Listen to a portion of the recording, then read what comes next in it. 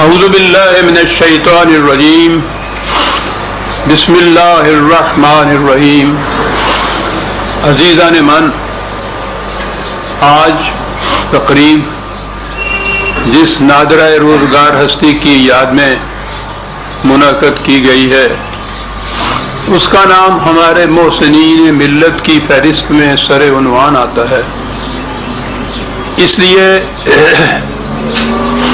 کہ اس نے ارباب دانش و بینش کو فکری اور تخیلاتی افق پر ایک جہان نو سے روشناس کرایا۔ اسلامیہ نے ہند و پاک کو اس الوہیاتی حقیقت سے متعارف کرایا کہ اسلام مذہب نہیں، دین ہے جس کا احیاء اور قیام اپنی آزاد مملکت ہی میں ممکن ہے، اور پھر اس آزاد مملکت کے اساسی خط و خال متعین کر کے اس کے حصول کی راہیں متعین کی۔ آج اگر ہمارا شمار دنیا کی آزاد قوموں میں ہوتا ہے تو یہ بنیادی طور پر اسی کی نگاہ دور رس اور حقیقت شناس کا تصدق ہے،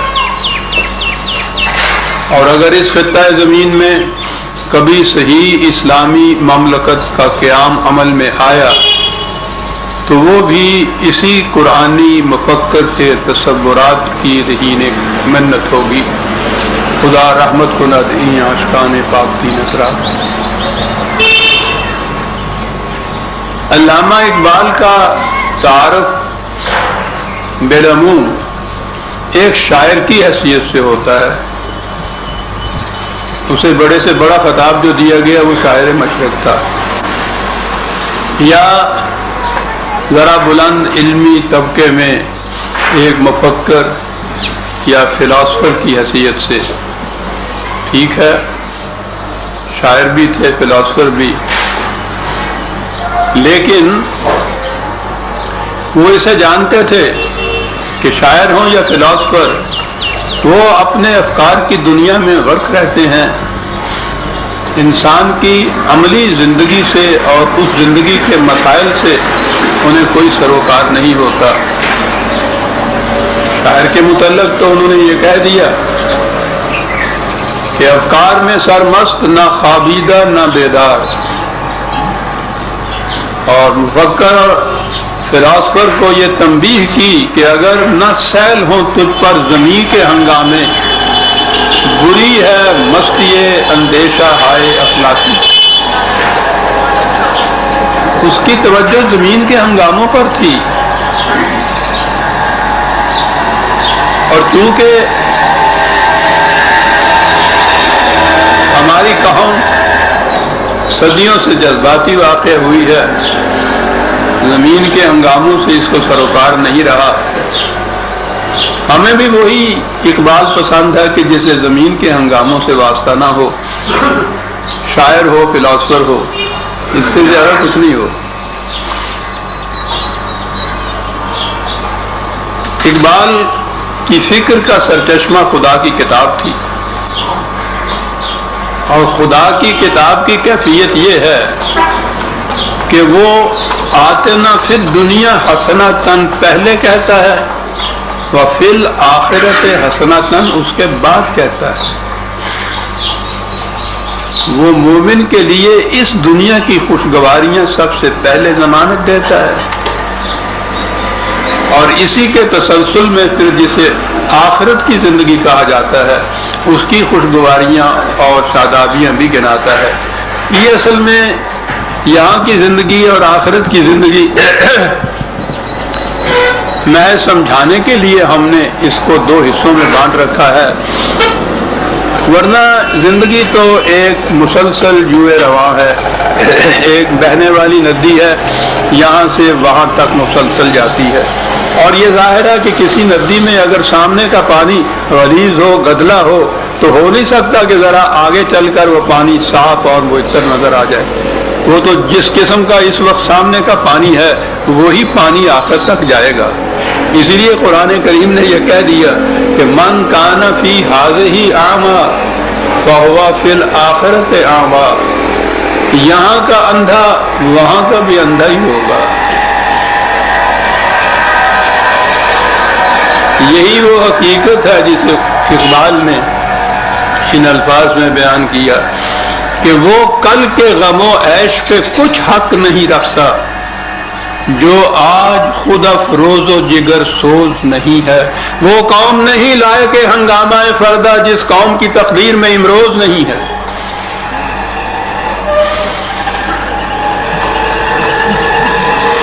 وہ قوم کی امروز کی تقدیر کو سنوارنے کی فکر کرتا تھا۔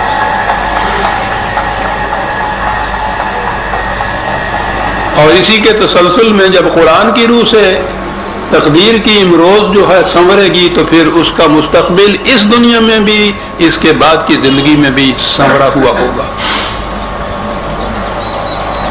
امروز کی زندگی میں سب سے مقدم روٹی کا مسئلہ آتا ہے۔ سمجھا یوں جاتا ہے کہ صاحب یہ مذہب کو اس سے کیا تعلق، یہ تو دنیا داری کا دھندا ہے۔ لیکن کوئی دھندا بھی کسی طرح بھی نہ چل سکتا ہے نہ کامیاب ہو سکتا ہے اگر پیٹ بھرا ہوا نہ ہو تو۔ یہ قرآن کی عظمت ہے کہ مذہب کی سٹیج سے بولتا ہے اور روٹی کی فکر سب سے پہلے بتاتا ہے۔ جنت آدم کا ذکر قرآن کے پہلے اوراق میں آتا ہے اور اس کی خصوصیت یہ بتائی ہے انہیں کہ وَكُلَا مِنْهَا رَغَدًا حَيْثُ شِئْتُمَا۔ جنتی زندگی یہ ہے کہ جہاں بھی کسی کو بھوک لگے، جہاں سے جی چاہے پیٹ بھر کے کھانے کو اس کو مل جائے، جہاں سے بھی ہو۔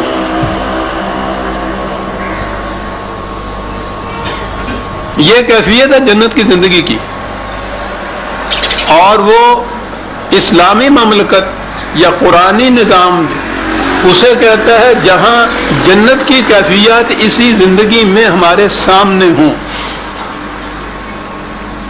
اسلامی نظام یا اسلامی زندگی کے اندر، اسلامی مملکت کے اندر یہ جو کیفیت ہے کہ ہر بھوکے کو جہاں وہ ہے پیٹ بھر کر اس کی منشا کے مطابق وہ مل جائے گا، اور وہ کسی کا رہین منت نہیں ہوگا، کسی کا محتاج نہیں ہوگا، کوئی اس پر احسان نہیں رکھے گا۔ وہ حق للسائل والمحروم، بطور حق کے یہ چیز اس کو میسر آئے گی۔ اور اسلامی مملکت کی زندگی کا فریضہ یہ ہے کہ وہ تمام افراد معاشرہ کی روٹی کی ذمہ داری اپنے اوپر لے۔ یہ اہمیت ہے قرآن کی روح سے روٹی کے مسئلے کی۔ یہ تو ہوا جنت کی زندگی۔ نبی حضرت ابراہیم علیہ السلام نے جب کعبہ کو تعمیر کیا،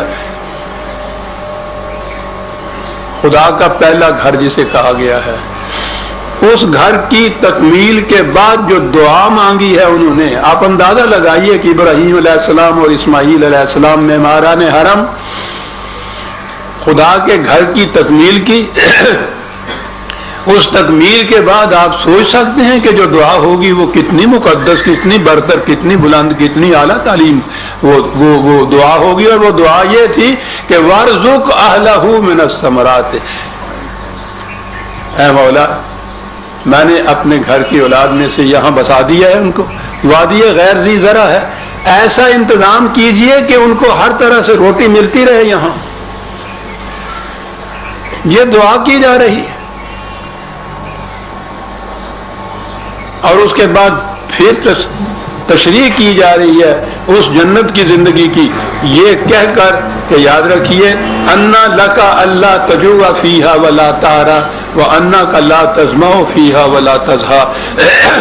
اس میں تمہیں کہا کہ آدم تمہیں اس زندگی کے اندر نہ بھوک اور پیاس کے متعلق کوئی پریشانی ہوگی، نہ لباس اور مکان کے متعلق کچھ تردد کرنا پڑے گا، یہ سب کچھ مہیا کرنا ہمارے ذمے ہے۔ یعنی جو خدا کے نام پر جو مملکت قائم ہوگی اس کا ذمہ یہ ہے کہ تمام افراد معاشرہ کی بنیادی ضروریات زندگی کو وہ پورا کرے، اور یہ اس پہ کوئی احسان نہیں دھرنا، وہ بطور حق کے اس کو مصول کر سکتی ہے۔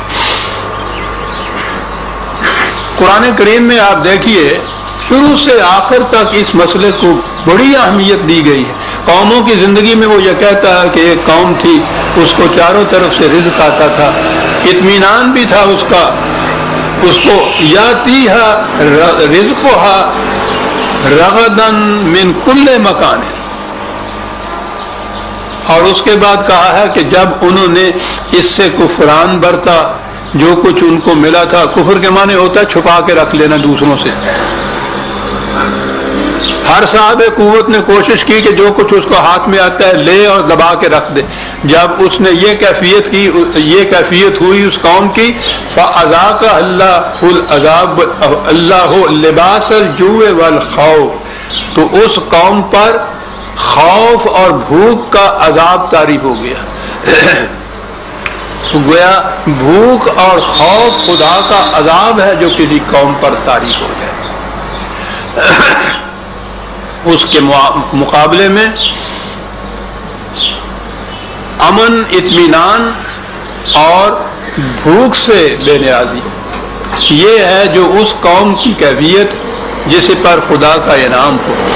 قریش کو جو انعامات خداوندی کی یاد دلائی گئی تو قرآن کریم میں ہے کہ ان سے کہو کہ اطعمہم من جوع وآمنہم من خوف، اس نے تمہیں، خدا نے تمہیں بھوک کی طرف سے بے نیاز کیا ہے اور خوف کوئی نہیں ہے تم پہ۔ یہ خدا کی وہ برکات ہیں کہ جن کی بنا پہ تمہیں چاہیے کہ اس گھر کے رب کی قوانین کی اطاعت کرو جس نے تمہیں ان نوازشوں سے نوازا۔ مطلب یہ تھا کہنے کا کہ قرآن نے ایک فکرے میں بات واضح کر دی،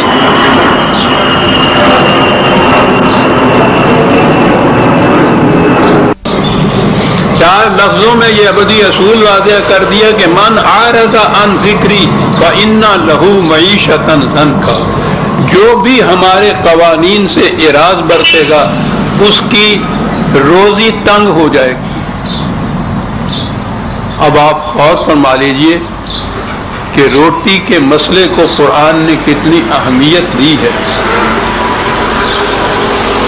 اقبال کی فکر کا سرچشمہ قرآن تھا، اس لیے اس نے ابتدائی عمر میں ہی اس کو سمجھ لیا تھا کہ بنیادی سوال کسی قوم کے متعلق اس کی روٹی کے مسئلے کا حل ہے، اور وہ روٹی کا مسئلہ قرآن کہتا ہے کہ صرف روٹی نہیں، اہمیت اس نے دی ہے رزق کریم سے، باعزت روٹی۔ تو گویا باعزت روٹی کا ملنا پہلی بنیادی شرط ہے انسانیت کی، اور پہلا بنیادی فریضہ ہے اس مملکت کا جو خدا کے نام پر قائم ہو۔ رزق کریم، مغفرتن و رزق کریم، قرآن میں بار بار آیا ہے۔ یہ سامان حفاظت، عزت کی روٹی، اصل شے تو عزت کی روٹی ہے، روٹی تو کسی نہ کسی طور سے ویسے مل ہی جاتی ہے، لیکن اے طائر لاہوتی، اس رزق سے موت اچھی جس رزق سے آتی ہو پرواز میں کوتاہی۔ اقبال ان دونوں حقیقتوں سے واقف تھا، رزق روٹی ملے، باعزت روٹی ملے۔ حیرت ہوتی ہے کہ اس مفکر کو، اس عظیم جسے کہیں گے شاعر کو، اس چیز کا احساس عمر کے کس حصے میں ہوا۔ تعلیم سے فارغ ہونے کے بعد وہ لاہور آئے،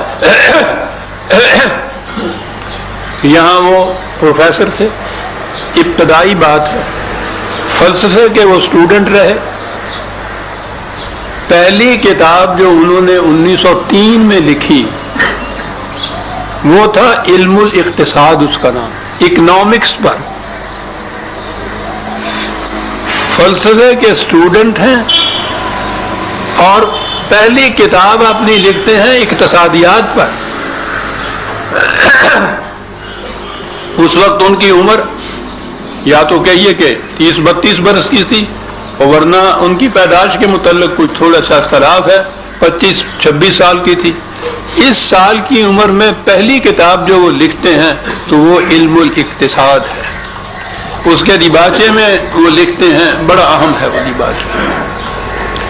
اس میں کوئی شک نہیں کہ تاریخ انسانی کے سیر رواں میں اصول مذہب بھی بے انتہا مؤثر ثابت ہوئے ہیں، مگر یہ بات بھی روزمرہ کے مشاہدہ اور تجربہ سے ثابت ہوتی ہے کہ روزی کمانے کا دھندا ہر وقت انسان کے ساتھ ساتھ ہے اور چپکے سے اس کے ظاہری اور باطنی قوا کو اپنے سانچے میں ڈھالتا جاتا ہے. بڑی اہم بات ہے. ذرا خیال کرو کہ غریبی یا یوں کہو کہ ضروریات زندگی کے کامل طور پر پورا نہ ہونے سے انسانی طرز عمل کہاں تک متاثر ہوتا ہے. غریبی قوائے انسانی پر بہت برا اثر ڈالتی ہے، بلکہ بسا اوقات انسانی روح کے مجلہ آئینہ کو اس قدر زنگ آلود کر دیتی ہے کہ اخلاقی اور تمدنی لحاظ سے اس کا وجود و عدم برابر ہو جاتا ہے. معلم اول یعنی حکیم ارسطو سمجھتا تھا کہ غلامی تمدن انسانی کے قیام کے لیے ایک ضروری جز ہے. غور کیجئے یہ فلاسفر کیا سمجھا کرتے تھے. مگر مذہب اور زمانہ حال کی تعلیم نے انسان کی جبلی آزادی پر زور دیا اور رفتہ رفتہ مہذب قومیں محسوس کرنے لگی کہ یہ وحشیانہ تفاوت مدارج بجائے اس کے کہ قیام تمدن کے لیے ایک ضروری جز ہو اس کی تخریب کرتا ہے اور انسانی زندگی کے ہر پہلو پر نہایت مذموم اثر ڈالتا ہے. اسی طرح اس زمانے میں یہ سوال پیدا ہوا ہے کہ آیا مفلسی بھی نظم عالم میں ایک ضروری جز ہے؟ کیا یہ ممکن نہیں کہ ہر فرد مفلسی کے دکھ سے آزاد ہو؟ کیا ایسا نہیں ہو سکتا کہ گلی کوچوں میں چپ کے کراہنے والوں کی دل خراش صدائیں ہمیشہ کے لیے خاموش ہو جائیں اور ایک درد مند دل کو ہلا دینے والے افلاس کا دردناک نظارہ ہمیشہ کے لیے صفحہ عالم سے حرف غلط کی طرح مٹ جائے؟ ایک 30 سالہ نوجوان فلسفے کا طالب علم پہلی کتاب اپنی لکھتا ہے اور اس میں ان حقائق کو بیان کرتا ہے. تو آپ غور فرما لیجئے کہ ان کے دل درد مند میں اس مسئلے نے کتنی اہمیت اختیار کر رکھی تھی. وہ اس کے بعد وہ یورپ گئے حصول تعلیم کے لیے، تو وہاں انہوں نے نظام سرمایہ داری کیپیٹلسٹک سسٹم جسے کہتے ہیں اس کا مطالعہ گہری نظروں سے کیا. ہمارے اس دور میں اس کے خلاف آواز تو اٹھی، وہ تو میں بعد میں ذکر کروں گا، وہ روس سے کمیونزم کی. ساری دنیا پر نظام سرمایہ داری چھایا ہوا ہے. نظام سرمایہ داری کیا ہے؟ ایک مزدور محنت کرتا ہے، کاشتکار ہل چلاتا ہے، سال بھر محنت کے بعد اس میں سے کچھ پیدا ہوتا ہے. ظاہر ہے کہ اس کی محنت کا نتیجہ ہے، اس کا محصل اس کو ملنا چاہیے. ٹھیک ہے، دنیا کا ہر قانون، انصاف کا ہر تقاضا یہی چاہے گا کہ جس نے یہ محنت کی ہے اس کو اس کا محصل ملنا چاہیے.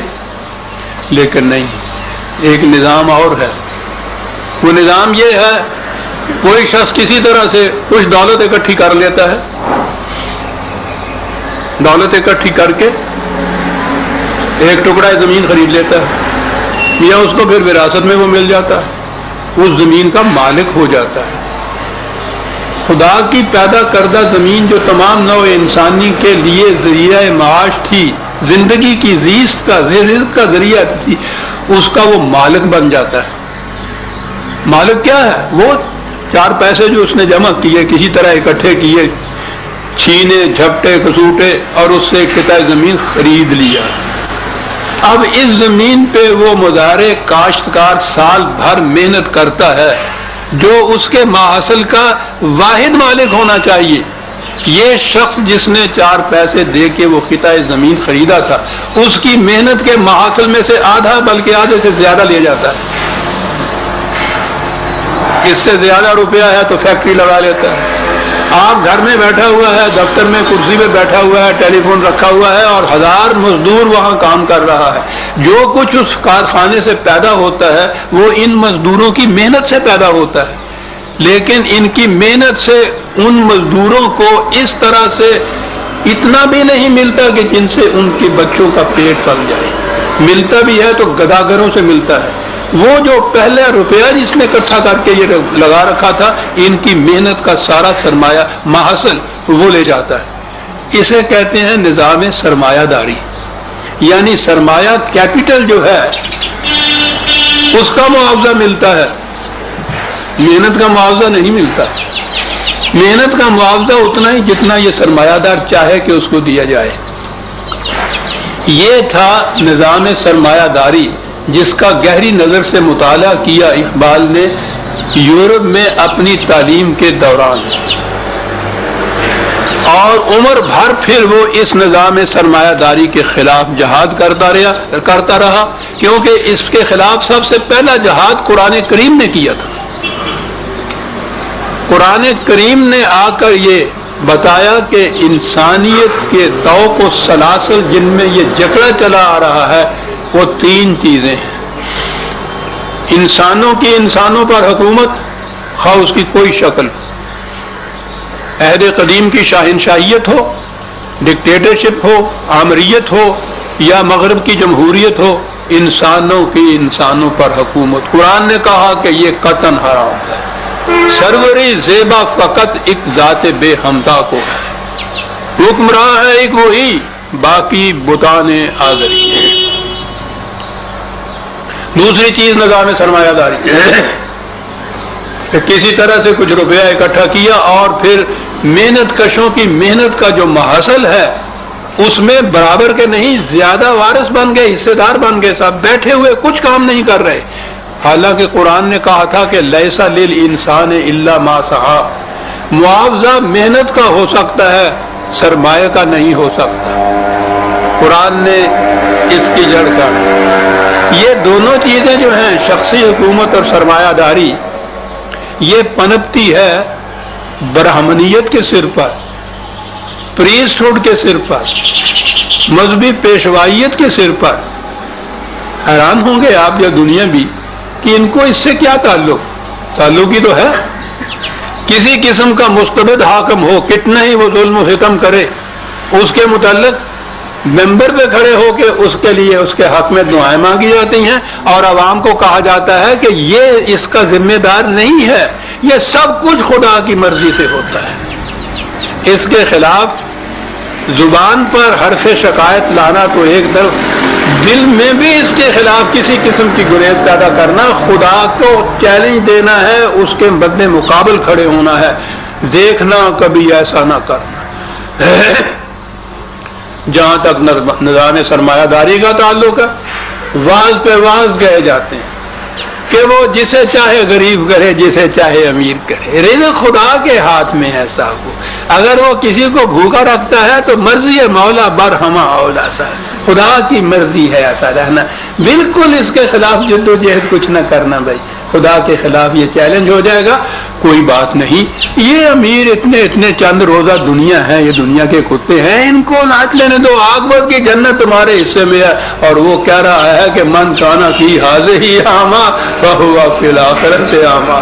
یہ سبق ان کو پڑھایا جا رہا ہے. یاد رکھیے عزیزان من، انسانوں کی مستبد حکومت، سرمایہ داری نظام کی خونہ شامیاں، یہ صرف برہمنیت یا مذہبی پیشوائیت کی اس واز کے سر کے اوپر پنپ سکتی ہیں. ورنہ اگر انہیں بتایا جائے کہ یہ لوگ ہیں جو تمہارے رزق پہ ہاتھ ڈال رہے ہیں، کوئی بھی ان کو نہ چھوڑے. سلاتے چلے جاتے ہیں، تھپکیاں دیے چلے جاتے ہیں، اٹھنے نہ پائے. یہ تھے وہ تین طوق و سلاسل جو قرآن نے کہے کہ نبی اکرم صلی اللہ علیہ وسلم انہیں اتارنے کے لیے تشریف لائے ہیں. حضور کی بعثت کا مقصد ان اغلال و سلاسل کو توڑنا ہے، اور توڑ کے بتایا. ایسا نظام دنیا میں قائم ہوا کہ جس میں کوئی انسان کسی انسان کا نہ معصوم تھا نہ محتاج تھا، اور درمیان میں پھر مذہبی پیشوائیت کی تو ضرورت ہی نہ رہی تھی صاحب. یہ تھا وہ نظام جسے اسلامی مملکت، جس کو نظام اسلامی، نظام قرآنی آپ کہتے ہیں. اس کا مطالعہ کیا ہے اس نادرہ روزگار مفکر نے ہمارے. پہلی چیز اس نے دی، یعنی محنت کش جو ہے اس کو مزدور کا نام لے دیجئے، لیبر کہہ لیجئے اس کو، مزدور کہہ دیجئے اس کو، مزارع کہہ دیجئے اس کو۔ اس کے مقابل میں وہ جو صرف روپے کے زور پہ اس کے محنت کے محاصل کو لے جاتا ہے۔ 1922-23 میں علامہ اقبال نے وہ اپنی مشہور نظم لکھی خضر راہ، موضوع تو بنیادی موضوع تو اس کا اور تھا، عثمانیوں کی شکست، لیکن اس میں ضمناً زندگی کے حقائق کے متعلق بڑی اہم چیزیں ہیں۔ 22-23 میں وہ لکھتے یہی ہیں، اس میں انداز ان کا یہ ہے کہ خضر سے ملاقات ہوتی ہے،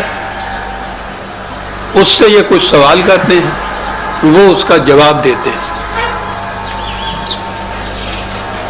ایک سوال کے جواب میں خضر کہتا ہے کہ بندہ مزدور کو جا کر میرا پیغام دے۔ خضر کا پیغام کیا ہے؟ یہ پیام کائنات،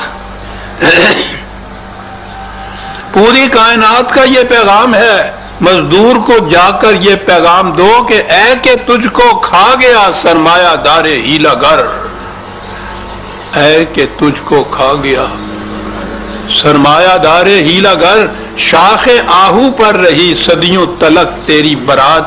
یہ ایک محاورہ ہے فارسی کا، برات عاشقاں بر شاخ آہو۔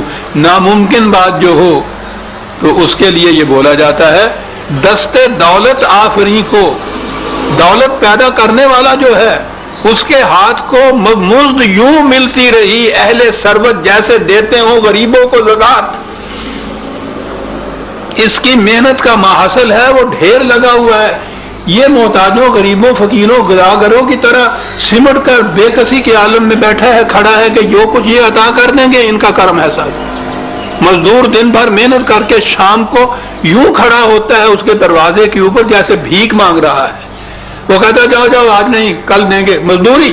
وہ کہتا میرے گھر میں تو آج آٹا نہیں ہے تجھے، تو آٹا رکھتے کیوں نہیں؟ تم شام کے لیے آ جاتے ہو روز مانگنے کے لیے۔ یعنی اہل ثروت جیسے دیتے ہوں غریبوں کو زکات، اور مکر کی چالوں سے بازی لے گیا سرمایہ دار، انتہائے سادگی سے کھا گیا مزدور مات۔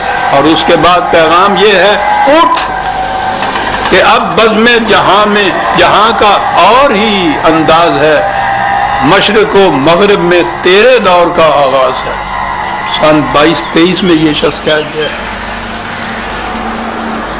کیا کہیں گے اس کے متعلق کہ یہ آسمانی ما فوق الفطر باتوں، مابہیات اور وہ میٹا فزکس جسے کہتے ہیں اس کے مسائل حل کر رہا تھا۔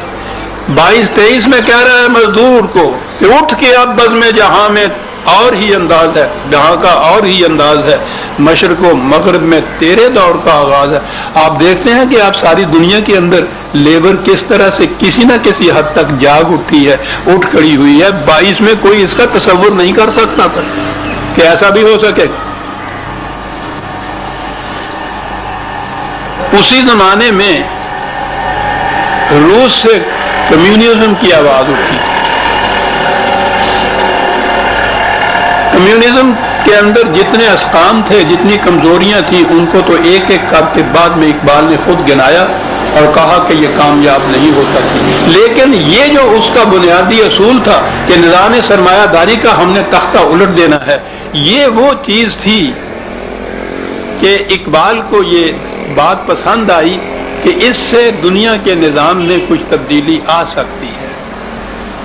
قرآن کا نظام یہ ہے، میں نے عرض کیا کہ سرمایہ کاری کا نظام ہے کہ اپنی ضرورت سے زیادہ دولت اس کو کہیں انویسٹ کیا جائے، زمین خریدی جائے، کاروبار کیا جائے، کسی کو قرضہ دیا جائے، ملز اور فیکٹریاں لگا لی جائیں، اپنی ضرورت سے زیادہ فالتو۔ نظام سرمایہ داری کی بنیاد سرپلس منی پہ ہوتی ہے، اپنی ضرورت سے زیادہ فاضلہ دولت، اسی کو انسان انویسٹ کرتا ہے نا۔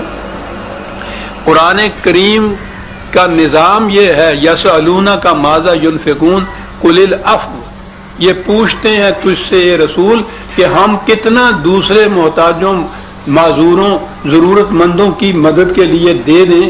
ان سے کہو کہ جتنا تمہاری اپنی ضرورت سے زیادہ ہے وہ سب کا سب وہ رکھنا تم نے کہے کے لیے ہے، تمہاری ضرورتوں کی ذمہ داری تو مملکت نے اپنے سر پہ لے رکھی ہوئی ہے، وہ دو. اسے کہتے ہیں العفو قرآن کی اصطلاح میں. دیکھیے اقبال کی نگاہ کہاں پہنچتی ہے. میں نے عرض کیا ہے کہ ابھی میں اور بھی بتاؤں گا کمیونزم کی اسقام اور اس کی جو کمزوریاں ہیں، اس پہ نگاہ ہے اقبال کی. لیکن اتنی سی چیز جو ہے کہ وہ نظام سرمایہ داری کے خلاف ہے، یہ اس کو خوش آئی ہے. چنانچہ اس نے لکھا کہ قوموں کی روش سے مجھے ہوتا ہے یہ معلوم، بے سود نہیں روس کی یہ گرمی گفتار. انسان کی ہوس نے جنہیں رکھا تھا چھپا کر، کھلتے نظر آتے ہیں بتدریج وہ اسرار. قرآن میں ہو غوطہ زنہ مرد مسلمان، اللہ کرے تجھ کو ادا جدت کردار. جو حرف قل العفو میں وہ پوشیدہ ہے اب تک، اس دور میں شاید وہ حقیقت ہو نمودار. کہاں نگاہ پہنچ رہی؟ شاید وہ حقیقت. انسان کی ہوس نے یہ اندازہ لگائیے،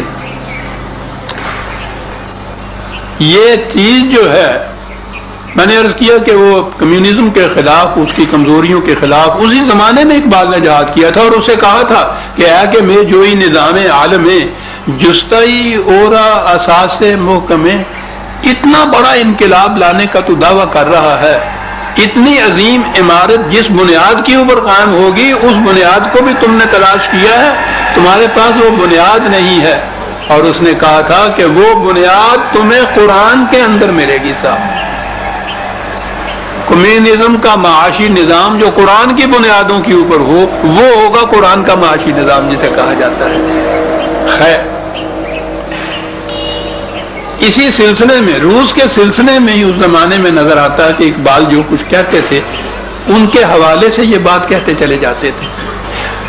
پیام مشرق میں ان کی 3 مربوط نظمیں ہیں، بڑی دلکش، بڑی دلچسپ، بڑی حقیقت کشا. پہلی نظم کا عنوان ہے لینن خدا کے حضور میں.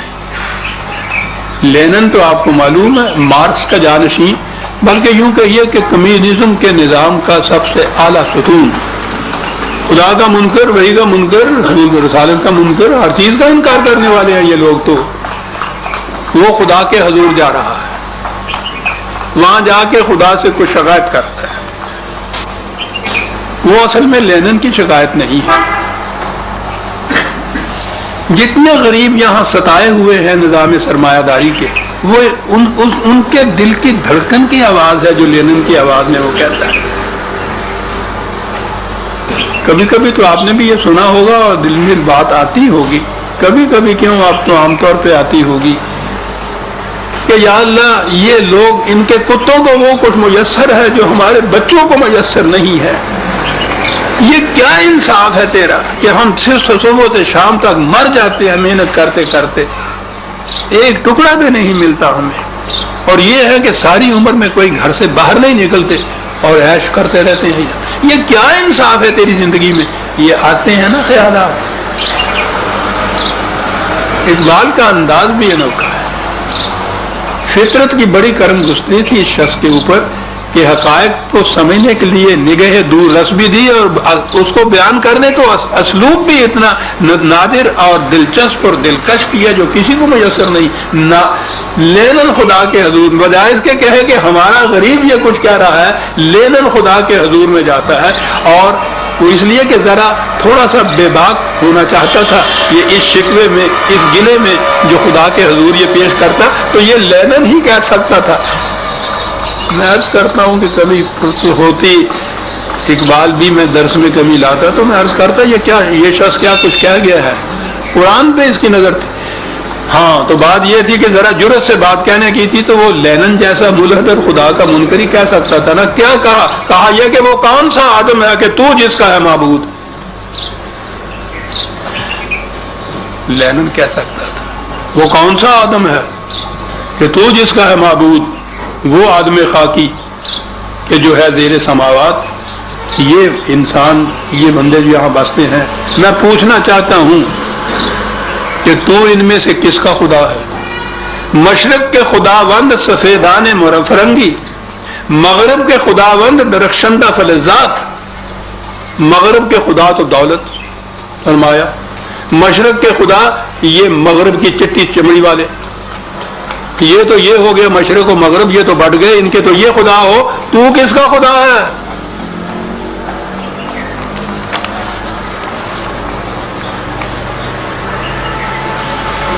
اقبال نے متعدد مقامات میں یہ کہا ہے کہ خدا کی خدائی فی الواقع اس وقت اس کرۂ ارض پر کہیں بھی نہیں ہے،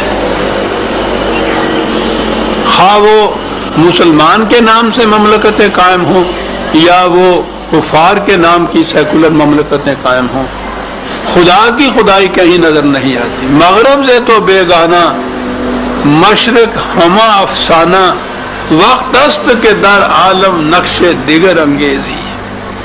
یہاں تو نہ مغرب میں نہ مشرق میں کہیں بھی خدا نظر نہیں آتا، نہ دیر میں نہ حرم میں خودی کی بیداری سے۔ وہ اس لیے پوچھتا یہ ہے کہ مشرق کے خدا تو یہ مغرب کے سفید سنگت والے، اور مغرب کے خدا یہ دولت اور سرمایہ، تو کس کا خدا ہے؟ کہا یہ علم، لینن کہتا ہے یہ علم، یہ حکمت، یہ تدبر، یہ حکومت، پیتے ہیں لہو، دیتے ہیں تعلیم مساوات۔ اس کے انداز میں کہ کچھ تجھے پتہ بھی ہے کہ یہ کیا ہو رہا ہے۔ تو قادر و عادل ہے، بڑے زور کا شعر ہے، تو قادر و عادل ہے۔ پہلے اتنی سی بات سمجھ لیجئے کہ یہ دو باتیں کہی کس نے ہیں۔ عدل بنیادی تقاضا ہے انسانیت کا، لیکن اگر کسی عدالت سے غریب کو اس کے حق میں ڈگری بھی مل جائے اور آگے انتظامیہ ایسا نہ ہو کہ وہ اس کو ڈگری دلا بھی سکے، تو اس عدل کا فائدہ کیا ہے؟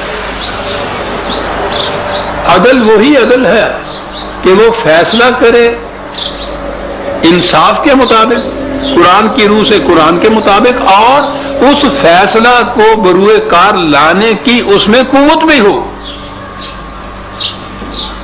کہا تیرے متعلق تو یہی سنا ہے اور تیرا دعویٰ بھی یہ ہے کہ تو قادر و عادل ہے، تو قادر و عادل ہے، مگر تیرے جہاں میں ہیں تلخ بہت بندہ مزدور کے اوقات۔ تو کس قسم کا عادل اور کس قسم کا قادر ہے؟ عزیزان ایمان، زبان زیب نہیں دیتی، جرت نہیں میں کر سکتا کہ زبان پہ لاؤں، لیکن سوچئے کیا ہمارے ہاں کے ہر مفلس غریب محتاج بے کس کے دل کی یہی دھڑکن نہیں ہے کہ یا اللہ تو کیسا عادل و قادر ہے؟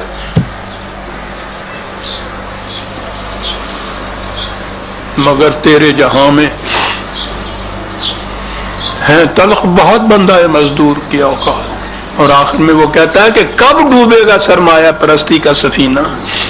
ہم سنتے چلے آ رہے ہیں تیری یہ بات کہ یہ سرمایہ پرستی کا نظام پنپ نہیں سکتا، نہیں سکتا، سن رہے ہیں کب ڈوبے گا سرمایہ پرستی کا سفینہ؟ دنیا ہے تیری منتظر یوم مکافات، انتظار کر رہی ہے کب ڈوبے گا۔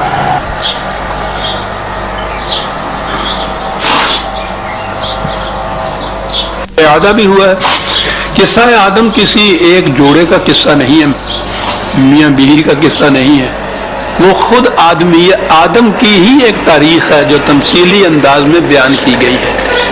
آدم پہ جو کچھ، آدم سے مراد ہی آدمی ہے، وہاں آدمی پہ جو کچھ گزرتا ہے اس کی تمثیلی انداز میں قرآن نے بڑے ہی حسین انداز میں بات کی ہے۔ اس نظم کے تعلق سے جتنا حصہ ہے میں عرض کروں گا کہ جب خدا نے کہا انی جاعل فی الارض خلیفہ، میں دنیا میں ایک صاحب اقتدار ہستی پیدا کرنا چاہتا ہوں۔ یاد رکھیے یہ کہا جاتا ہے نا کہ آدمی کو خدا نے اپنا خلیفہ جانشین کہا، بالکل غلط ہے، کہیں یہ نہیں کہا۔ اس نے کہا کہ میں اب ایک صاحب اقتدار ہستی کو پیدا کرنا چاہتا ہوں۔ کائنات کی کسی شے کو بھی اختیار اور اقتدار حاصل نہیں ہے، انسان کو صرف حاصل ہے۔ فرشتوں کی نگاہ نے جب اس حیولہ پر نگاہ ڈالی تو اس میں اس کو خون کے چھینٹے، آگ کی چنگاریاں نظر آئیں، تو کہا کہ بار الہ اتجعل فیہا من یفسد فیہا ویسفک الدماء، تو ایسی مخلوق پیدا کرنا چاہتا ہے صاحب اختیار کہ جو فساد مچائے گی، خون ریزیاں کرے گی؟ اس کے جواب میں اللہ تعالیٰ نے کہا کہ انی اعلم ما لا تعلمون، ہم جانتے ہیں جو تم نہیں جانتے۔ اس کے بعد تو یارہ گفتگو ہی نہیں تھا، زبان ہی نہیں کھول سکتے تھے، خاموش رہے۔ خاموش تو رہے لیکن تاریخ آدمیت یا انسانیت پر ان کی گہری نظر رہی۔ وہ مشاہدہ کرتے رہے کہ جو کچھ ہم نے کہا تھا ہو تو وہی کچھ رہا ہے، جو کچھ خدا نے کہا تھا ابھی وہ بات ہماری سمجھ میں آئی نہیں کہ وہ ہے کیا، لیکن جو ہم نے کہا تھا واقعات انسان کی تاریخ تو اس کی شہادت دے رہی ہے۔ لیکن یہ ہے نا اقبال کا بھی انداز، حالانکہ شاعر کو بڑا لائسنس حاصل ہوتا ہے کہ جو جی میں آئے کہہ دے، گستاخ نہیں ہوتا۔ یہ نہیں بات ہے کہ وہ فرشتے یہ کہہ دیں کہ کیوں جی اسی کہندے تھا کہ نہیں تمہوں بھی نہ انہوں بھیجو یہ کچھ کرے گا، کیتا کہ نہ انہیں ہو کچھ، یہ انداز نہیں ہے۔ ضبط کیے رہے فرشتے ملائکہ اتنا عرصہ، اور میں سمجھتا ہوں کہ ہمارے دور میں آ کر یہ فساد انگیزیاں اور خونریزیاں اتنی عام ہو گئی کہ ان کے صبر کا پیمانہ بھی شاید چھلک اٹھا، لیکن وہ گستاخ نہیں ہوئے لینن کی طرح۔ انہوں نے کہا کہ ہم سمجھتے ہیں کہ ہوگا تو وہی جو کچھ اللہ تعالیٰ کی مشیت میں ہے، یہ بات نہیں رہے گی۔ لیکن کہا یہ کہ یہ بار الہ جرت عرض معاف ہو تو ہم کہیں کہ عقل ہے بے زمام ابھی، عشق ہے بے مقام ابھی۔ یہ اس ابھی میں بڑا نطف ہے، اقبال کو یوں سمجھنا چاہیے، یعنی ہمیں یقین ہے کہ ہوگا تو صحیح ہے، دیکھا نا یہ ابھی نے کیا بات پیدا کر دی۔ لیکن اس وقت تک تو مولا بات یہی ہے کہ عقل ہے بے زمام ابھی، جو زیادہ چالاک ہے وہ سب سے زیادہ کامیاب ہے، عشق ہے بے مقام ابھی، تیرے قوانین کی عطایت کی روح سے جھکنا بے مقام ابھی، نقش گرے ازل تیرا نقش ہے ناتمام ابھی۔ یہ نہیں کہ یہ ایسا ہو نہیں سکے گا، نقش ہے ناتمام ابھی۔ کیوں ہم یہ ایسا کہہ رہے ہیں؟ اس لیے کہ ہماری آنکھیں دیکھ رہی ہیں، کیا دیکھ رہی ہیں؟ وہ عزیزان من جو آج کے میرے خطاب کا سر عنوان ہے، ہماری آنکھیں دیکھ رہی ہیں کہ خلق خدا کی گھات میں رند و فقیہ و میر و پیر، اللہ ہم نے کہا تھا کہ اتجعل فیہا من یفسد فیہا ویسفک الدماء، دیکھ رہا ہے تو کہ آج کیفیت کیا ہو رہی ہے مظلوم، خلق خدا کی گھات میں۔ کیا بات ہے اس مصرے کی، کتنا انقلاب آفرین انداز ہے یہ بات کہنے کا، خلق خدا کی گھات میں رند و فقیہ ہو میر و پیر، چھوڑا ہی نہیں کسی گوشے کو اس شخص نے، 4 لفظوں میں ساری کائنات کو محیط ہو گئی یہ بات، خلق خدا کی گھات میں رند و فقیہ ہو میر و پیر، اور تیرے جہاں میں ہے وہی گردش صبح و شام، ابھی وہی صبح ہوتی ہے شام ہوتی ہے، عمر یوں ہی تمام ہوتی ہے، اس نظام میں کوئی فرق نہیں، کسی قسم کی تبدیلی نہیں۔ یہاں یہ کیفیت ہو رہی ہے کہ خلق خدا کی گھات میں رند و فقیہ ہو میر و پیر، تیرے جہاں میں ہے ابھی ہے وہی گردش صبح و شام ابھی۔ اور آگے ہے کہ تیرے امیر مال مست، تیرے فقیر حال مست، اور بندہ ہے کوچا گرد ابھی، خواجہ بلند بام ابھی۔ اور حالت یہ ہے اب دنیا میں کہ دانش و دین و علم و فن، پھر وہ چاروں گوشے آگے کائنات کے، دانش و دین بھی اس میں شامل ہے، مذہب بھی اس میں شامل ہے، دانش و دین و علم و فن کیا ہے؟ بندگی ہوس تمام، سب اپنی اپنی ہوس کی اپنی خواہشات کی تسکین کے پیچھے پڑے ہوئے ہیں۔ کون کون سے؟ دانش دین علم فن بندگی ہوس تمام، عشق گرہ کشائے کا فیض نہیں ہے عام ابھی، کیا بات ہے جو کہہ دی. اس ابھی سے مراد یہ ہے کہ ہم یہ نہیں کہ مانتے نہیں جو آپ نے کہا تھا، ہمیں ان مجالے انکار نہیں، ہم یہ عرض کر رہے ہیں کہ ابھی تو یہ حال ہے. اور متعدد مقامات پر اقبال نے یہ کہا ہے انسان کے متعلق کہ ماہ و ستارہ سے آگے مقام ہے جس کا، وہ مشت خاک ابھی آوار گانے راہ میں ہے.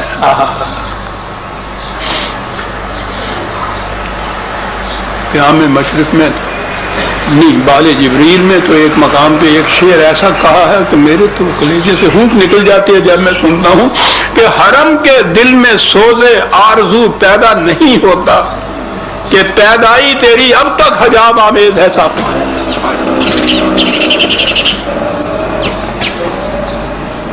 حرم کے دل میں سوزے آرزو پیدا نہیں ہوتا اس لیے کہ پیدائی تیری اب تک حجاب آمیز ہے صاحب. اقبال ہر مقام پہ اب تک کہتا چلا جا رہا. فرشتوں نے یہی کہا تھا کہ اب تک یہی کیفیت ہے، کب تک ایسا کام رہے گا.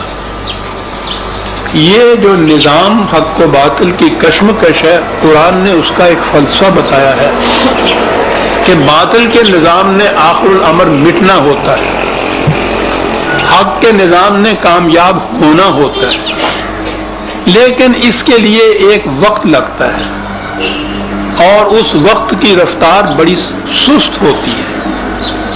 اگر کوئی جماعت حق کا علم ہاتھ میں لے کر اٹھ کھڑی ہو تو پھر وہ اس رفتار کو تیز تر کر دیتی ہے. وہ انسانوں کے حساب و شمار سے انقلاب آ جاتا ہے، حق غالب ہوتا ہے، باطل مغلوب ہو جاتا ہے، جیسا کہ عہد محمد رسول اللہ صلی اللہ علیہ وسلم والذین معہ میں ہوا. اور اگر انسانوں کی جماعت کو خود نہیں اٹھتی تو وہ جسے زمانے کے تقاضے کہتے ہیں اس رفتار سے وہ ہوتا ہے، لیکن وہ بڑی سست ہوتی ہے. قرآن نے کہا ہے کہ ہمارا ایک ایک دن تمہارے حساب سے 100 سال کے برابر ہوتا ہے. وہ یہ جو ہم اس کو شمار کرتے ہیں اپنے حساب سے کہ بہت دیر ہو رہی ہے، اور وہ جو اس کا حساب و شمار ہے اس لحاظ سے وہ دیر نہیں ہوتی. اگر کوئی جماعت اٹھے نہ اور زمانے کے تقاضے سے انقلاب ہو تو پھر عوام اٹھ کھڑے ہوتے ہیں، پھر فساد ہوتا ہے، پھر سول وارز ہوتی ہیں، پھر مقاتلے ہوتے ہیں، جنگیں ہوتی ہیں. نظام تو الٹتا ہے وہ، لیکن اس نظام کے الٹنے میں یہ عواقب جو ہیں یہ بڑے فساد انگیز ہوتے ہیں. یہ ہوتا ہے جسے کہا جاتا ہے زمانے کے تقاضوں سے جو انقلاب ہوتا ہے، خدا کی نام لینے والی جماعت کے ہاتھوں سے نہیں ہوتا. فرشتوں کے اس اضطراب کو دیکھ کر تیسری نظم ہے قیام بال جبریل کی کہ ایسا ہے جیسے خدا نے یہ کہا ہو کہ اچھا اگر اب کوئی جماعت ایسی نہیں ہے جو اس رفتار کو تیز کر کے اس نظام کو الٹ دے تو پھر وہ جو طریقہ ہے زمانے کے تقاضوں سے عوام کے ہاتھوں سے، اس کی روح سے یہ نظام پلٹے گا. پھر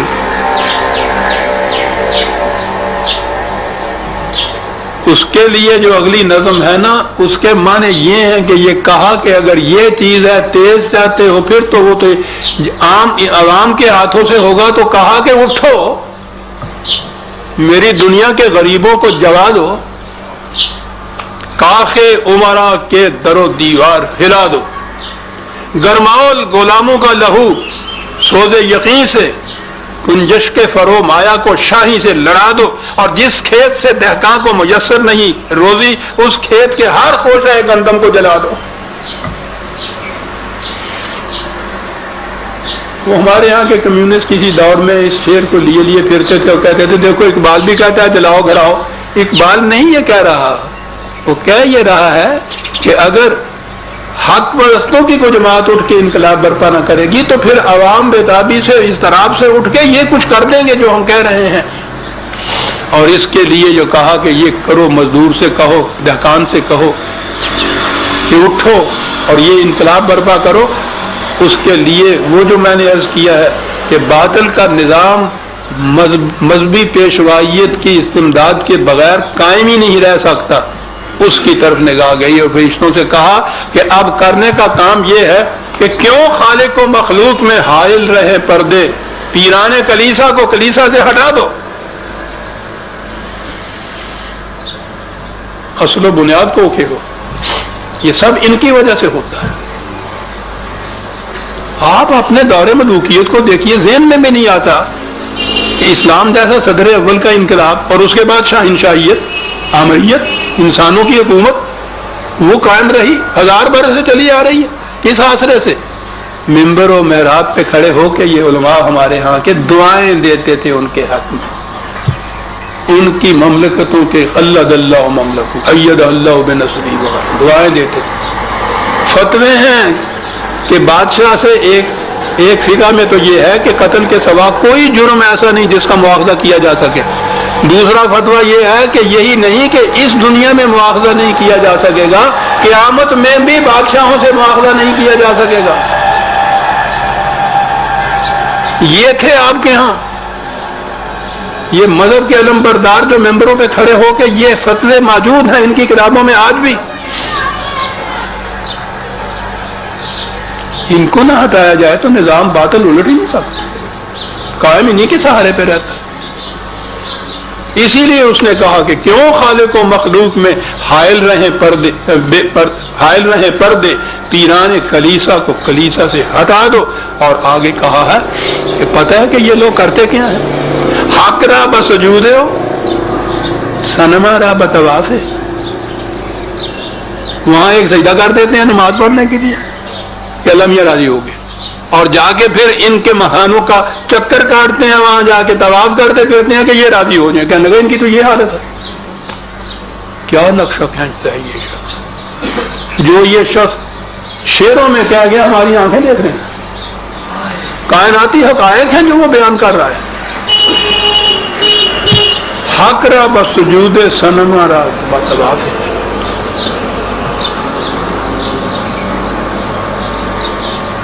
اس سے پہلے بھی ایک شخص نے کہا، وہ زیادہ تیز ہے، زنہار ازاں قوم نہ باشی کہ فریبند، دیکھنا خدا کے لیے اس گروہ میں سے تم نے نہ ہو جانا کہ جو فریب دیتے ہیں حق را بسجود اور نبی را بدرود، فریب دیتے ہیں خدا کو ایک سجدے سے، نبی صلی اللہ علیہ وسلم کو درود پڑھ کے۔ حق را بسجود، میں ناخوش و بیزار ہوں مرمر کی سلوں سے۔ کیا بات تھی اس کے زمانے میں، تو شاید کوئی مسجد نہ ہو ایسی ہو جو سنگ مرمر سے بھی بنی ہو۔ میں ناخوش و بیزار ہوں مرمر کی سلوں سے، میرے لیے مٹی کا حرم اور بنا دو۔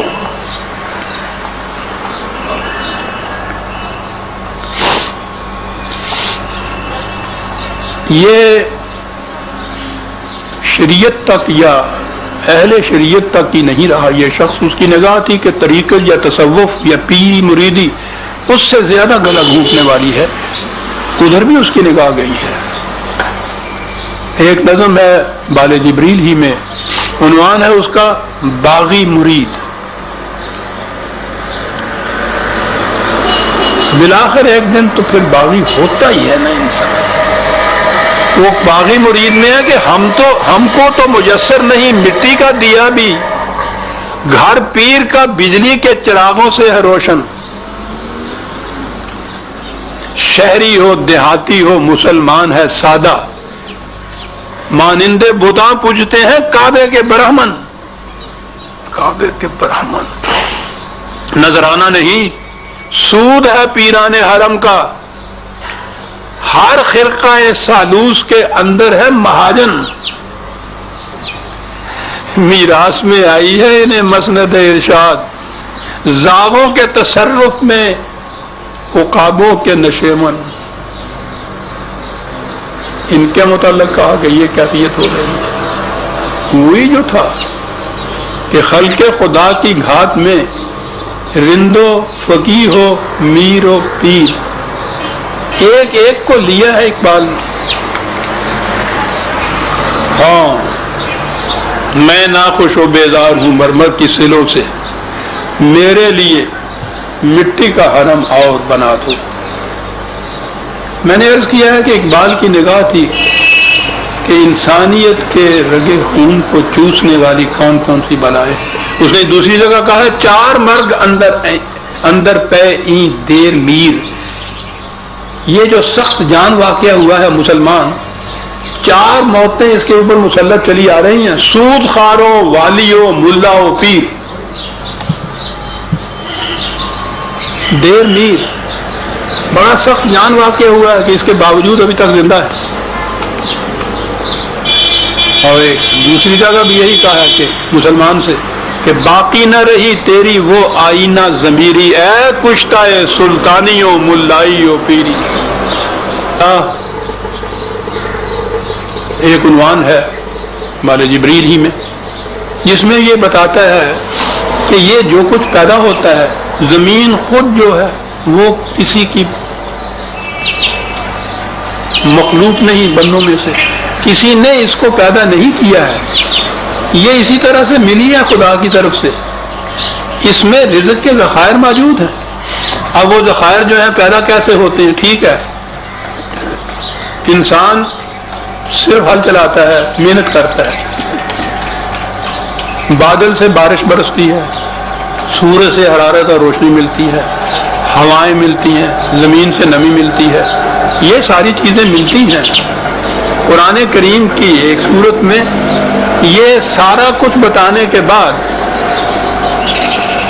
کہا گیا ہے اللہ تعالیٰ کی طرف سے کہ اے زمین سے یہ کچھ حاصل کرنے والوں، تم سوچو کہ اس میں تمہارا کتنا حصہ ہے اور ہمارا کتنا حصہ ہے۔ زمین ہماری، سورج ہمارا، ہوائیں ہماری، بارش ہماری، ہوا ہماری، یہ سارا کچھ ہمارا، تم صرف ایک محنت کرتے ہو۔ فصل اگی ہے، کہا کہ آؤ ایمانداری دیانتداری سے دیکھ لیں کہ اس میں تمہارا کتنا حصہ ہے، ہمارا کتنا حصہ ہے۔ انصاف کے ترازو سے تول کے تم خود فیصلہ کر لو کہ ہمارا کتنا ہے۔ وہ تو 90% ہی اس کا ہوا، کہا کہ ہمارا ہمیں دے دو، تم اپنا لے دو، نہ تم پہ ظلم ہو نہ ہم پہ ظلم ہو۔ قرآن کے انداز ہے عزیزان من۔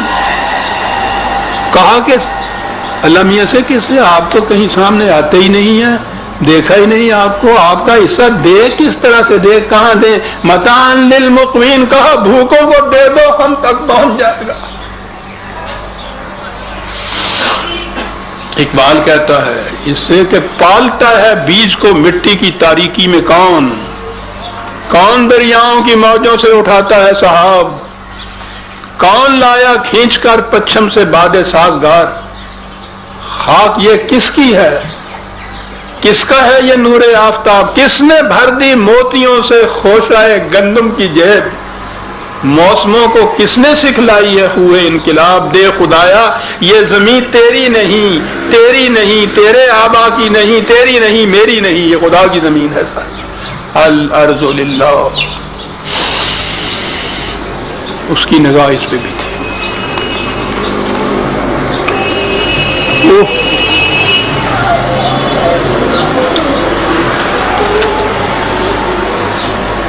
میں نے عرض کیا تھا کہ یہ ہمارے صدر اول میں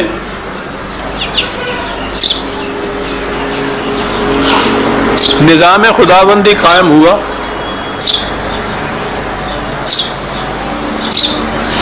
اس میں ان بلاؤں میں سے کوئی بلا باقی نہیں رہی۔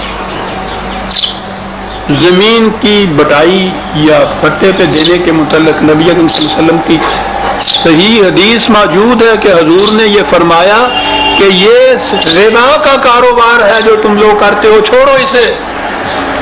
بٹائی کو آپ نے ربا یا سود کا ختم کر دی۔ دوسروں کے تجارت کے اندر کچھ روپیہ ملا دینا اور اس کے منافع میں سے کچھ حاصل کر لینا، قرآن کریم نے خود یہ کہا کہ یہ ربا کی بدترین قسم ہے، بالکل جائز نہیں ہے۔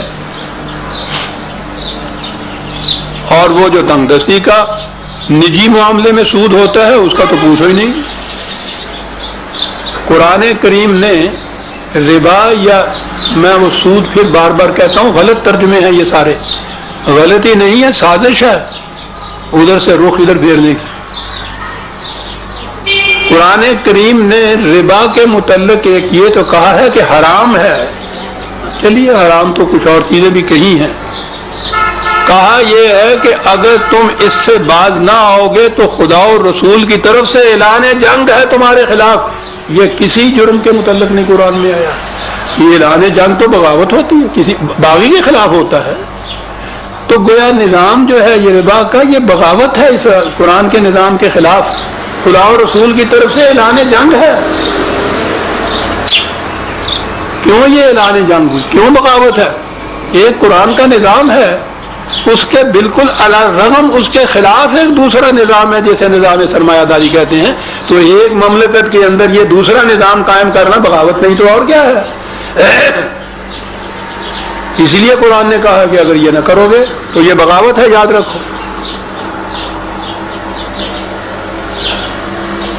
صدر اول کے بعد دور ملوکیت آیا، انسانوں کی حکومت آ گئی، اور اس کے ساتھ ہی پھر یہ دونوں اور لانتے تو آنی تھی، چار مرد۔ مذہبی پیشوائیت کا نظام آیا، محراب و منبر کے اوپر سے یہ آوازیں آئیں، نظام سرمایہ داری آیا، زمین پہ ذاتی ملکیت آئی، یہ سارا کچھ ہوا۔ اب رواج اگر آئے تو وہ تو قرآن نے بار بار لکھا ہے کہ حرام بھی ہے، بغاوت بھی ہے، کیا کریں؟ مشکل ہو گئی۔ انہوں نے کہا مشکل کیسے ہو گئی؟ انہوں نے کہا کہ ہم حل بتاتے ہیں، میری قرآن دانی سے نہ ہو جائے تم خفا صاحب، مجھے تفسیر بھی آتی ہے، اپنا مدعا کہیے۔ انہوں نے کہا جی مدعا تو یہ ہے کہ سب کچھ ہونا چاہیے، کہا سب کچھ ہوگا۔ کہنے لگے ہوا کیسے؟ وہ جو ربا ہے، کہنے لگے نہیں، یہ جو زمین کو پٹے پہ یا بٹائی پہ دینے سے حاصل ہوتا ہے نا، اس کا نام مزارعت ہے۔ یا اللہ، دیوداس کا نام عبد الرحمان رکھ دیا، کہنے لگے مسلمان ہو گیا۔ کہا مزارعت ہے، اچھا جی۔ کہا یہ جو تجارت کرتے ہیں کچھ لوگ، ان میں ہم روپیہ اپنا لگا دیتے ہیں،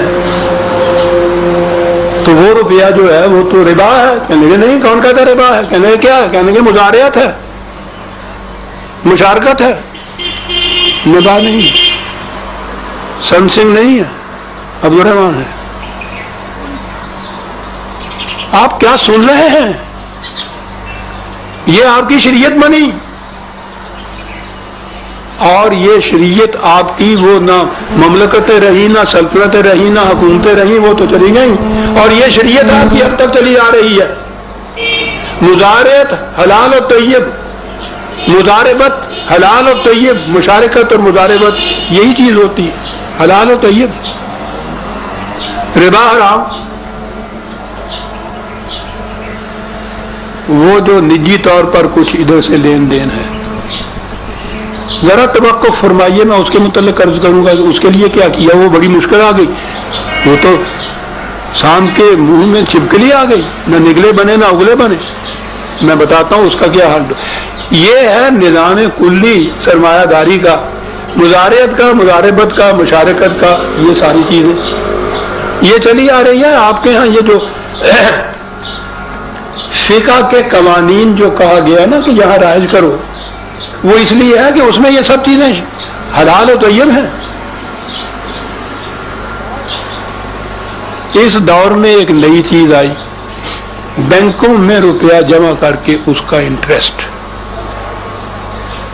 اب یہ باتیں بڑے زور شور سے چلی گئی کہ یہ حلال ہے یا حرام ہے۔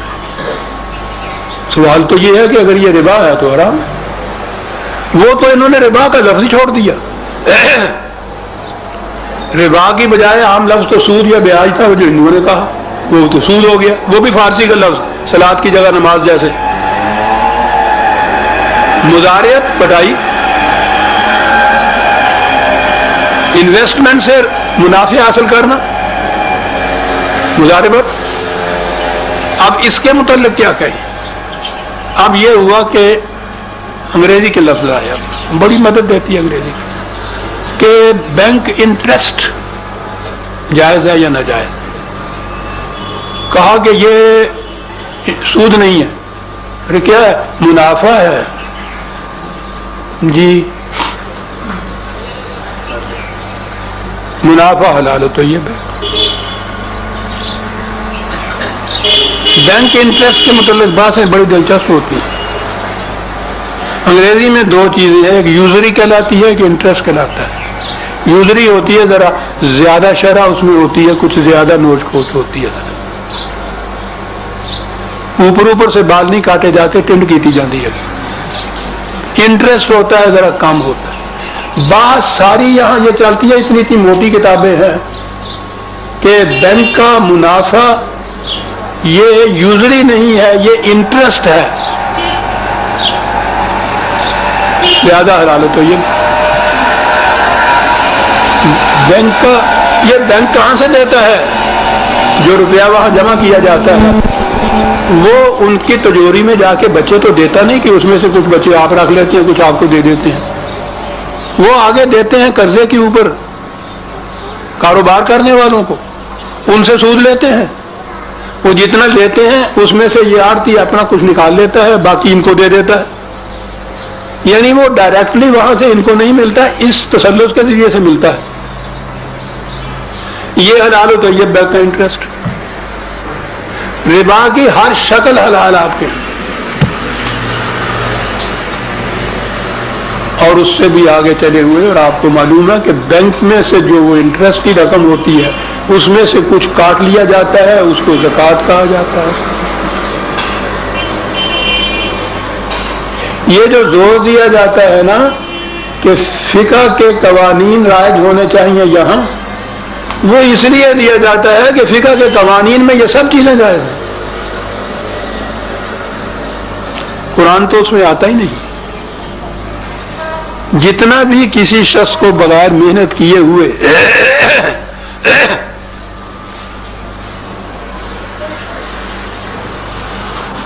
صرف روپے پہ ملے گا، میں نے عرض کیا کہ وہ روپیہ نہیں بچے دیتا، وہ کہاں سے ملتا ہے؟ کوئی محنت کرتا ہے نا. پیداوار تو محنت کے نتیجے میں ہی ہوتی ہے، کوئی شکل ہو اس کی، زمین پہ ہو، وہ آپ کے یہاں کے ملوں پہ کارخانوں کے اندر ہو، مزدور کرے، اسی سے پیدا ہوتا ہے نا. اسی کو آپ انٹرسٹ کہہ لیجئے، بینک کے ذریعے لے لیجئے، براہ راست لے لیجئے، وہ وہی کا وہی ہے. یہ سارا کچھ جائز ہے. اقبال نے ربا کے خلاف اتنا کچھ لکھا ہے کہ وقت ہوتا تو شاید 2-4 درسوں میں وہ ختم کر سکتا.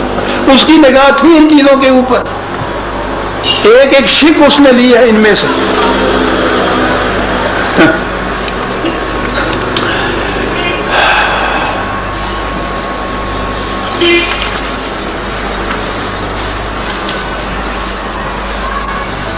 کارخانوں کے متعلق تو اس کا یہ مشہور شعر ہے کہ کارخانے کا ہے مالک مرد کے ناکردہ کار. ناکردہ کار خوب لکھتا ہے یہ. کارخانے کا ہے مالک مرد کے ناکردہ کار، عیش کا پتلا ہے، محنت ہے اسے ناسازگار. حکم حق ہے لیسا للانسان الا ما سعی. خدا کا حکم یہ ہے، کھائے کیوں مزدور کی محنت کا پھل سرمایہ دار.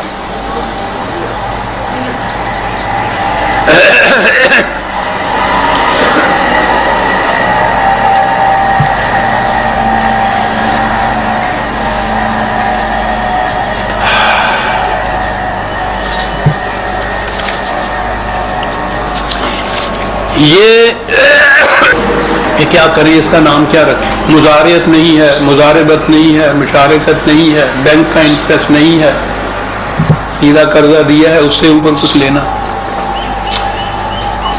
تو یہ تو فقہ ہے، اس کا بھی حل اس میں موجود ہے. ایک مفتی صاحب ہیں محمد ابو سعید غلام سرور قادری، ہماری یہ جو مین مارکیٹ کی مسجد بڑی ہے نا اس کے وہ خطیب ہیں. انہوں نے ایک کتاب لکھی ہے معاشیات نظام مصطفیٰ صلی اللہ علیہ وسلم. اس میں پہلے انہوں نے کتنے ہی 100 صفحے سود یا ربا کی خلاف لکھے ہیں مخالفت میں کہ کتنا بڑا جرم ہے یہ سب کچھ. اس کے بعد آخری چیپٹر میں لکھا ہے کہ یہ کچھ پڑھنے کے بعد آپ کا دل دہل گیا ہوگا کہ صاحب یہ تو صورت ہی ایسی ہے کہ یہ تو بالکل حرام ہے، اس کا ایک لقمہ بھی حرام ہے. کہنے لگے ٹھہر جاؤ اتنی جلدی نہ فیصلہ کر لو. ہم بتاتے ہیں کہ خنزیر تو بسم اللہ پڑھ کے تکبیر پہ کہا ہم آپ کو تدبیریں بتاتے ہیں کہ آپ سود لیتے بھی جائیں اور وہ حرام بھی نہ ہو، جرم بھی نہ ہو، گناہ بھی نہ ہو، بلکہ ثواب ہو. وہ تدبیریں جو ہیں وہ تو دیکھنے کی ہیں، وقت نہیں میں زیادہ آپ کو. ایک تدبیر، ایک شخص کسی کو 10 روپے قرض دے کر، ذرا ذہن میں نقشہ خود ذہن میں اپنے جماتے چلے جائیے گا. 10 روپے قرض دے پر اس سے مثلا 2 روپے زیادہ لینا چاہتا ہے، کم از کم یہی سمجھ لیجیے. ظاہر ہے کہ یہ 2 روپے سود کے ہوں گے، یہ میں ان کا بیان پڑھ رہا ہوں کتاب میں سے. لیکن اس جرم اور گناہ سے بچنے کی تدبیر یہ ہے کہ قرض دینے والا قرض لینے والے کی کوئی چیز 10 روپے میں نقد خرید کرے. 10 روپے سود نہیں، اس کو قرض نہیں دیا، اس کو دیا اور اس کی کوئی چیز خرید لی، اور اسی چیز کو اس قرض لینے والے کے ہاتھ مدت معینہ کے لیے 12 روپے میں ادھار بھیج دی. ہاں ذرا غور کے بعد ہنسی آئے گی. تدبیر ہے جناب، اس میں ایک پیج جو ہے نا، لطف کیا ہوا جو فوراً سمجھ میں آ جائے. 10 روپے میں ایک چیز اس کی نقد خریدی، 10 روپے دی چیز لی، وہی چیز اس کو 12 روپے میں ادھار بھیج دی. کچھ لیا نہیں اس وقت، کہا 6 مہینے کے بعد یہ ادھار دے دینا مجھ کو واپس. چیز اس کے پاس پہنچ گئی ہے، 6 مہینے کے بعد وہ 12 روپے دے دے گا. اس نے 10 دیے تھے، 12 لے لیے. کہا کہ کئی تدبیریں اس قسم کی اس میں بیان ہوئی ہیں، میں نے تو ایک بتائی ہے، زیادہ نہیں بتاتا کہ میں بھی شامل نہ ہو جو انہی کے اندر جو آپ شروع کر دیں جا کر تو کہیں گے کہ پرویز صاحب نے بتایا. آخر میں لکھتے ہیں جہاں خون کے آنسو رونے کو جی چاہتا ہے کہ امام ابو یوسف یہ ہیں فقہ کے سب سے بڑے امام. امام ابو حنیفہ کا نام حنفی فقہ میں ہے نا، ان کی تو فقہ کی کتاب کوئی نہیں ہے. امام یوسف، امام محمد، یہ 2 صاحبان ہیں. امام یوسف ایسے کاروبار کے متعلق فرماتے ہیں کہ اس سے منافع بھی ہوگا اور ثواب بھی ملے گا. ثواب اس لیے ملے گا کہ اسے سود جیسے حرام سے بچنے کے لیے اختیار کیا گیا ہے. امام یوسف فقہ حنفی کے سب سے پہلے امام، یہ ان کا ارشاد ہے. اور صاحب کتاب یہ لکھنے کے بعد کہتے ہیں کہ افسوس، صد افسوس کہ مسلمان دین فطرت کی ایسی تدابیر سے غافل رہ کر سود ایسی لعنت میں مبتلا ہیں. کیا بارش کے چھینٹے آ گئے.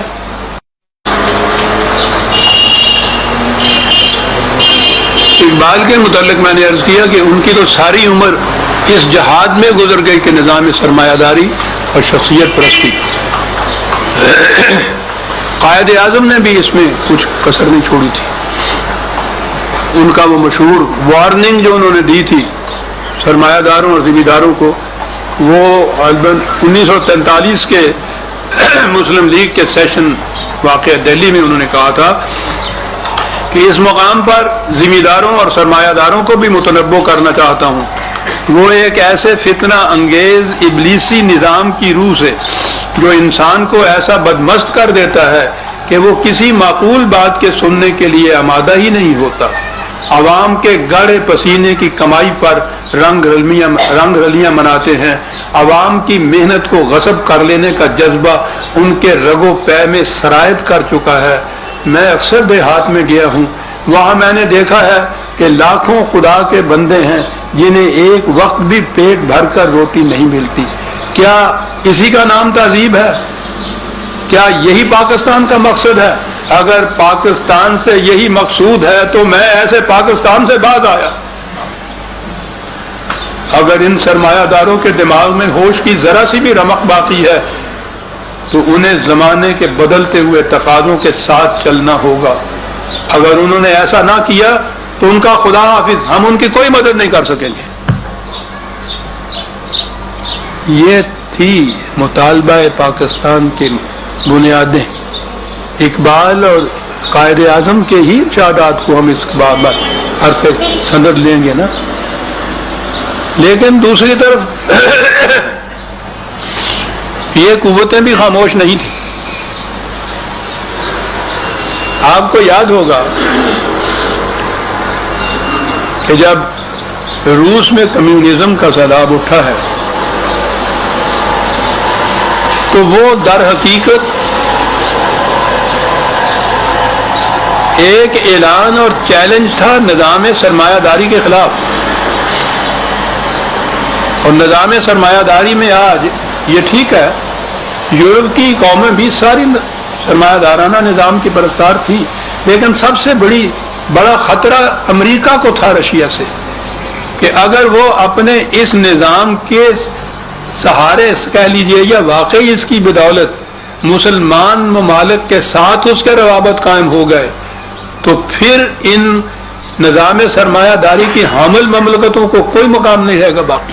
یہ ایک بڑی سیاسی چیز تھی اس زمانے کی۔ اب دیکھیے کہ یہ لوگ کس قدر گہری سوچ میں جاتے، کس قسم کی تدبیریں سوچتے ہیں۔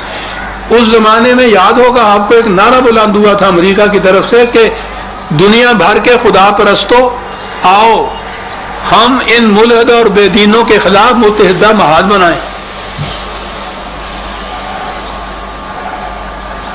اپنے آپ کو بچانے کے لیے ان ملحد بے دینوں کے خلاف آؤ خدا پرستوں ایک محاذ بنائیں۔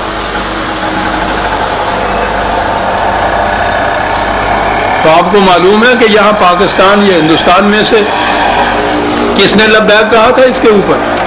عزیزان من، آپ کو یاد ہوگا کہ میں عملی سیاست میں حصہ نہیں لیا کرتا، میں قرآن کا طالب علم ہی ہوں، اسی کی روشنی میں ہر چیز کو پرکھا کرتا ہوں۔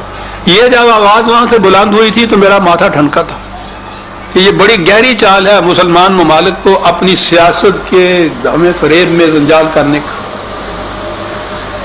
یہاں سے یہ آواز مملکت پاکستان نے بھی کچھ رخ رکھا کہ امریکہ کے ساتھ روابط ہمارے قائم ہونے چاہیے، لیکن اس سے آگے بڑھ کے مولانا ابو الاعلی مودودی مرحوم انہوں نے اسی زمانے میں 1955 میں تقریریں کی تھی، کراچی میں بھی لاہور میں بھی، اور کہا یہ تھا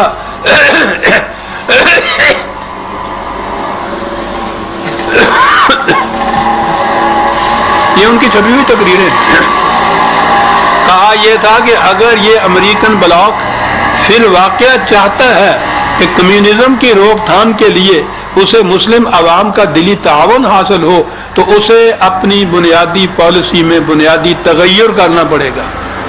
اسے یہ فیصلہ کرنا ہوگا کہ اسے مسلم بلاک کے حکمرانوں سے ساتھ بات کرنا ہے یا مسلم ممالک کے عوام کا تعاون حاصل کرنا ہے۔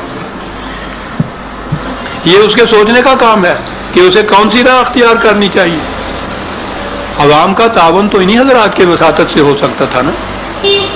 اسے حکمرانوں کی ضرورت ہے جو عوام پر سطحی اثر بھی نہیں رکھتے، یا عوام کے تعاون کی ضرورت ہے جو طاقت کا اصلی سرچشمہ ہوتے ہیں۔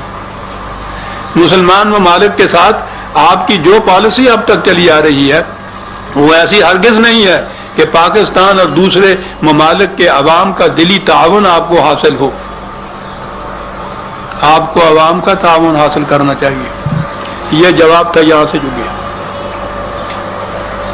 میں اس کے بعد عملی تشریح میں نہیں جاتا کہ یہ جو پھر ہمارا پاکستان کا پورا دامن بند گیا سرمایہ دار ممالک کے ساتھ، یہ تھی وہ چیز جو یہاں سے آئی۔ اس کے بعد سوال پیدا ہوا کہ اسلام کا معاشی نظام کیا ہے۔ مودودی مرحوم نے اپنی کتاب مسئلہ ملکیت زمین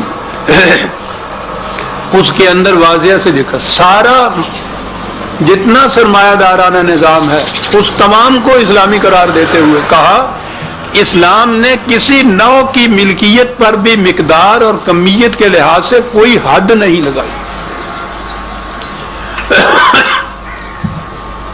جائز ذرائع سے جائز چیزوں کی ملکیت جبکہ اس سے تعلق رکھنے والے شرعی حقوق و واجبات ادا کیے جاتے رہیں، وہ 2.5% جو بینک سے لیا جاتا ہے بلا حد و نہایت رکھی جا سکتی۔ روپیہ، پیسہ، جانور، استعمالی اشیاء، مکانات، سواری، غرض کسی چیز کے معاملے میں بھی قانوناً ملکیت کی مقدار پر کوئی حد نہیں۔ پھر آخر تنہا زرعی جائیداد میں وہ کون سی خصوصیت ہے جس کی بنا پر صرف اس کے معاملے میں شریعت کا ملان یہ ہو کہ اس کے حقوق ملکیت کو مقدار کے لحاظ سے محدود کر دیا جائے یا انتفاع کے مواقع سلب کر کے ایک حد خاص سے زائد ملکیت کو آدمی کے لیے بیکار کر دیا جائے، یہ چیز اسلام کی روح سے جائز نہیں ہے۔ اس سے آگے بہت لمبا چوڑا وقت نہیں ہے، میں اس کی تفصیل میں نہیں جانا چاہتا۔ یہ ہے وہ جو کہا گیا کہ اسلامی نظام ہے، زمین پہ بے حد و نہایت روپیہ جتنا جی چاہے جمع کر لیا جائے، جہاں جی چاہے انویسٹ کر لیا جائے، اس سے جو کچھ آئے گا وہ اس کا منافع ہوگا۔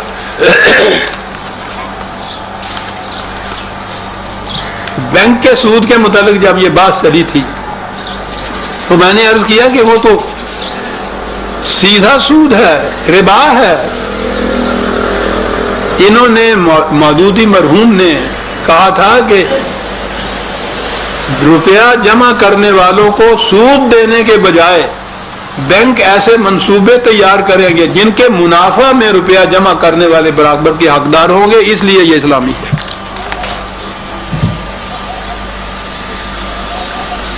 اور اس وقت جس وسیع پیمانے کے اوپر عالمگیر حیثیت سے یہ نظام ہمارے یہاں جاری ہے وہ ہم سب کے سامنے ہے، یہ سب کچھ ہے۔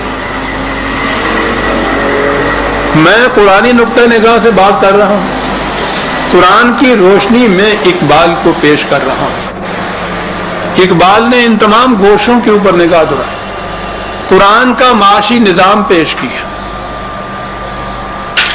اس نے جیسا میں نے عرض کیا ہے زمانے کے تقاضوں سے جو انقلاب آ رہا تھا، اس وقت دنیا کی معاشیات میں بڑی حد تک سرمایہ دار ممالک بھی رفاہی مملکت ویلفیئر اسٹیٹ تک آ چکے ہوئے ہیں۔ ان کے ہاں یہ باتیں ہیں کہ اگر سود کے بغیر کام نہیں چلتا تو زیرو ریٹ کا سود بنا دیا جائے، وہ ایک ٹیکنیکل سی بات ہے، یعنی یہ چیز وہاں بھی ہے۔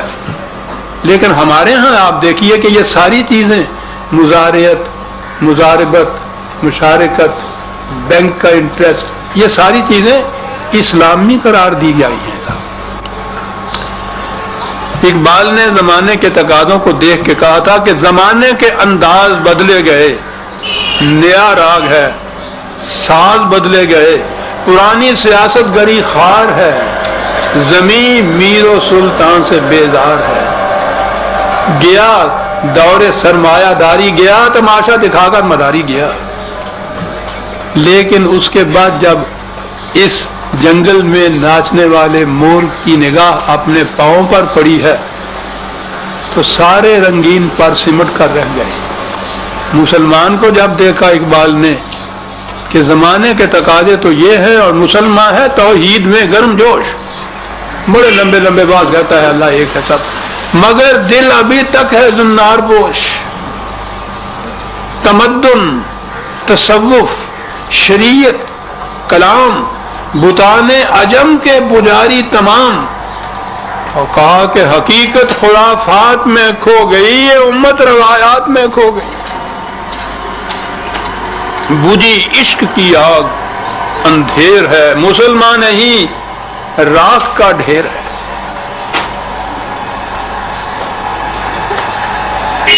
ان قوموں میں جو کچھ ہو رہا ہے وہ اپنی منفعت تو کم از کم دیکھ رہی ہیں۔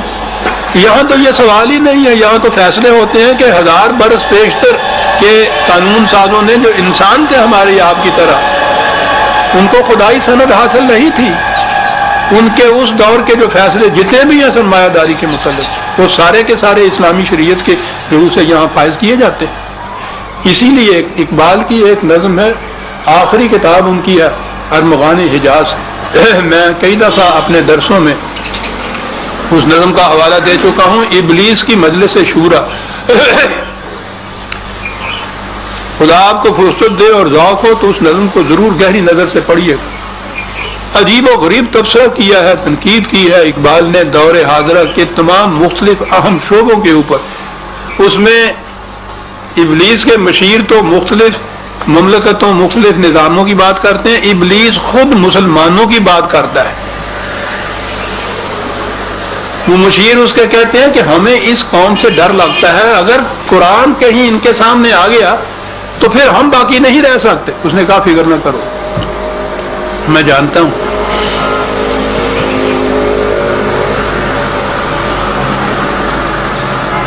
کہا اس نے کہ یہ ہماری صحیح پہم کی کرامت ہے، ابلیس اور اس کے مشیروں کی صحیح کامت، یہ ہماری صحیح پہم کی کرامت ہے کہ آج صوفی و ملا ملوکیت کے بندے ہیں تمام. ہے طواف و حج کا ہنگامہ اگر باقی تو کیا، کند ہو کر رہ گئی مومن کی تیغ بے نیام. اور ان کو اطمینان دلایا ہے کہ جانتا ہوں میں یہ امت حامل قرآن نہیں، جانتا ہوں میں یہ امت حامل قرآن نہیں، ہے وہی سرمایہ داری بندہ مومن کا دین. جانتا ہوں میں کہ مشرق کی اندھیری رات میں بے ید بیضا ہے پیران حرم کی آستی. کہا اس لیے ہمیں فکر کی کوئی بات نہیں ہے، طریقہ اس کا یہ ہے کہ مست رکھو ذکر و فکر صبح گاہی میں اسے، پختہ تر کر دو مزاج خانقاہی میں اسے، پھر سب خیر. یہ کچھ کہتا ہوا وہ یہاں سے چلا گیا. عزیزان من، قرآن کی یہی آواز ہے جسے یہ خاکسار بھی اس لاہور میں گزشتہ 25 سال سے اور ویسے 50 سال سے پکارتا چلا جا رہا ہوں، پکارتا چلا جا رہا ہوں.